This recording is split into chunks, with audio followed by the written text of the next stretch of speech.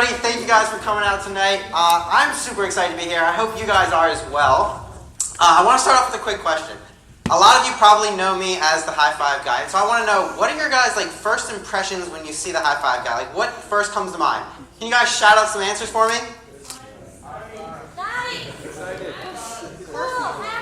Okay, cool. Well, it sounds like there's a lot of different perspectives out there, and that's what I'm going to talk about today. I think that it's really important for us to challenge our perspectives, to build our perspectives, and to share our perspectives with each other, now and for the rest of our lives.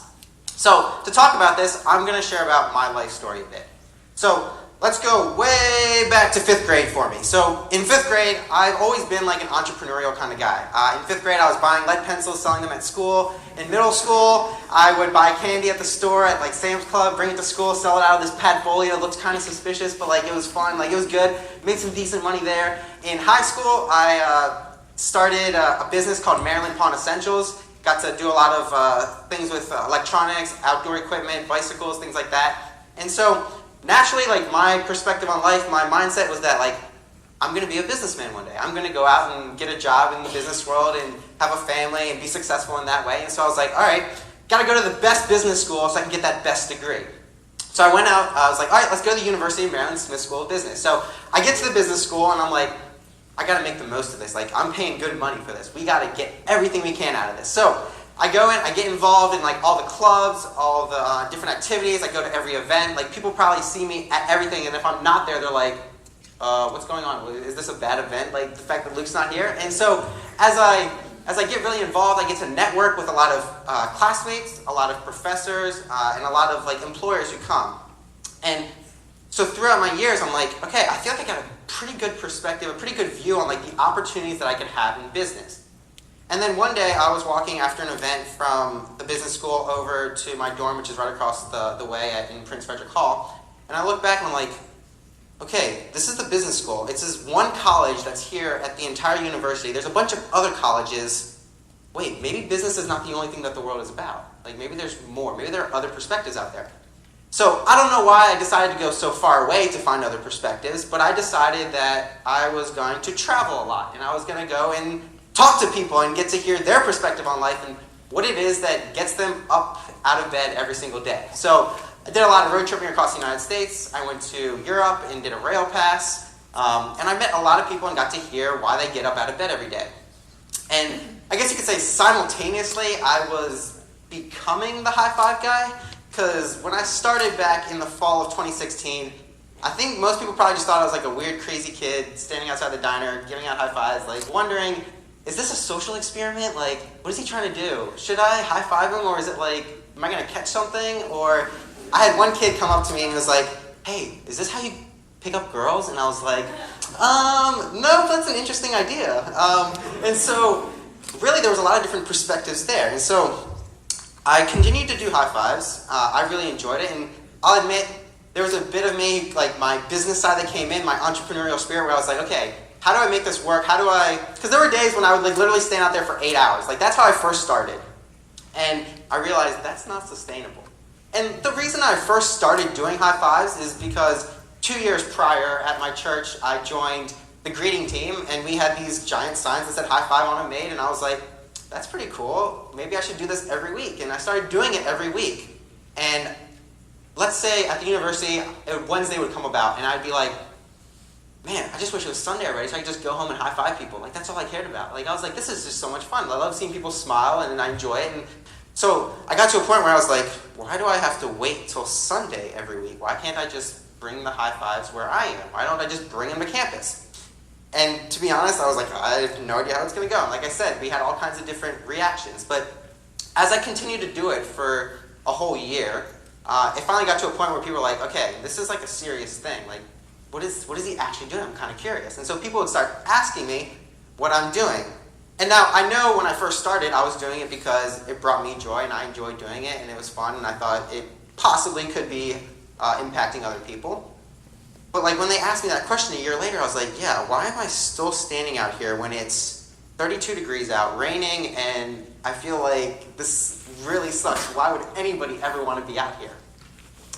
So I think about it for a long time. I think back to all of the people that I met while I was traveling, and I think back to the fact that what I enjoyed most about all those travel and all those places is that I really got to hear from people and to know what their life is about. And I was like, okay, so I went really far away to find out people's perspective on life. Why not just talk to the people that I see every single day? It's kind of weird. Standing outside the diner every single day, you see the same person like maybe for like 3 seconds. You like give them a quick high five, or like maybe they don't like high fives and that's completely cool, and so you just like say hi to them, and you see them for just like 3 seconds, but every single day. And it kind of makes this weird situation where it's like, I think we're friends, but like we don't really say it. Like it just like there's like an interesting connection. So I was like, okay, let's try to get to know these students. So I'm a big YouTuber. I love making YouTube videos. I actually vlogged all of these trips on my YouTube channel. So if you want to check those out, you can. But I started a series called High Five Guy Interviews with Unique Individuals. And so I started getting to know some of the students, and I started to say, hey, would you mind being in a series where I'm talking to people about what they're passionate about, what they're an expert at? And they're like, well, I'm not an expert in anything. And I was like, sure you are. I mean, an expert is when you know more about something than the person next to you. Like, I would consider myself an expert when that situation comes up. So a lot of times I'm an expert in business because most of the people next to me don't know a lot about like secondhand market and stuff like that. So either way, I got a bunch of people to do those interviews, and it's really cool to get to know the people. And so now as I'm doing that, I'm like, okay, there's a lot of cool people out here, a lot of awesome people who have unique things that really make them stand out and that they can honestly use to impact people the same way that I use high fives to impact people. And as I think about it, I was like, okay, so what do I do now with this? Like, what's the next step? Like, thinking back to that question, like, okay, so why do I do high fives? And I was like, the reason I do high fives is because there's all these awesome people out here, and over the last year and a half, I've really gotten to hear from them and see how what I do impacts them, whether it be like they really appreciate the high fives, or whether it be that I'm a source of encouragement for them, or whether it be that they invite me to come out to something and I come out and I support them, and it's an awesome experience. But in all of it, I realized that like in the beginning, I was doing high fives because I enjoyed it. It was about me. It was like a thing that I wanted to do. But the reason I stay out there even on the worst of days is because those are the days that probably people need it even more, and that it's an opportunity for me to demonstrate something that I actually was a little bit scared to talk about at first, but I realized I shouldn't be scared to talk about it because it's what I'm passionate about. And so now I tell people, after much deliberation with myself, I said, all right, so the reason I stand outside every day is to demonstrate how unconditional and consistent God's love is for people. Now, I know not everybody is religious, not everybody necessarily agrees with my view, but I do believe that like it's important to share your perspective, like I said. So now when people ask me, I get to share about God's love. And for me, that's what keeps me outside every day, because what it means to me is that like, if you don't know what the gospel is the good news of Jesus Christ. Jesus Christ is being the Son of God who came to this earth and died on the cross for our sins. Because to be honest, as I got to know a lot of students, we all struggle with something. There's all something that like we're trying to go for, something that we're missing. As I look back to all the people I met when I was traveling, a lot of them were focusing on like improving themselves and getting farther in life, but they all always described like this point where like they were going and going, and then like all of a sudden like something fell through, and they just felt like, okay, what's next? Like there's nothing more. Like I got to a peak, or I got to a point where like the high is no longer there. And so what I see in the beauty of the gospel message is that even though when I fail, there's like this magical like bird or something that comes and picks me up and lifts me back up and puts me back on that mountain of going up. And so when I think about high fives now, and I get up every morning and I'm like, oh, it's 8:30 in the morning, I don't want to go over to North Diner. I go, well, this is my opportunity to, in an unintrusive way, share a message that I believe to be true. And that's the thing, is like, I know a lot of people think about Christianity and about religion as like trying to convert people to something, but that's not really what it's about. What it's about is like sharing that message and letting people decide for themselves. Like, I truly believe in free will, but I also believe in like an awesome plan for my life that God has for me. So as I think about that, that's what keeps me outside doing high fives every single day, even on the worst days. And as I transition into the next part of my life, going to work for Southwest Airlines, in just like less than 2 weeks, I kind of am like sad to leave all the students here because I love them so much, and like I've just been able to create a relationship with them.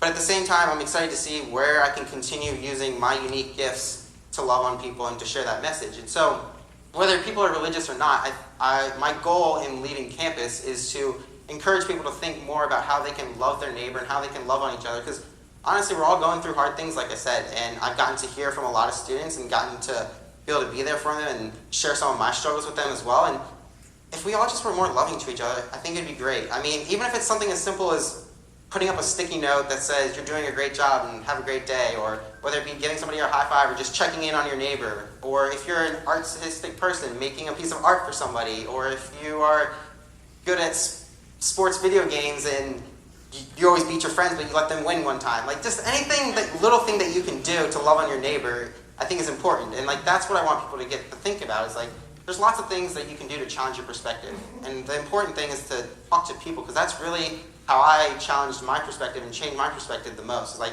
I can go to class and stand in the classroom and take notes and like be like, oh, that's an interesting concept. I wonder how that applies to my life. But like when you really hear from people who are passionate about things, that's when things really stick with you.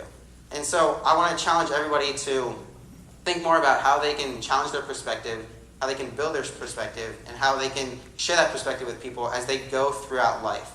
And so to end, I want to give you guys one thing that I really think is an important thing to think about, which is love, and like where love comes from, what it means. I don't know, some of you might have seen me walking around campus with a whiteboard asking people questions about love. Like I put up sticky notes with a bunch of other people who I've gotten to join me because they really see the impact in like when you love on somebody else, you really feel good about yourself and you're actually impacting people. So there's lots of different things that we can do. And so I want people to think about what love means, and I want people to think about it so much that I bought 3,000 bracelets like the one I'm wearing right now, and I'm giving them out across campus, and they have a link to a website that talks about love and the different kinds of love using Greek and the kind of impact that we can have on each other by loving each other.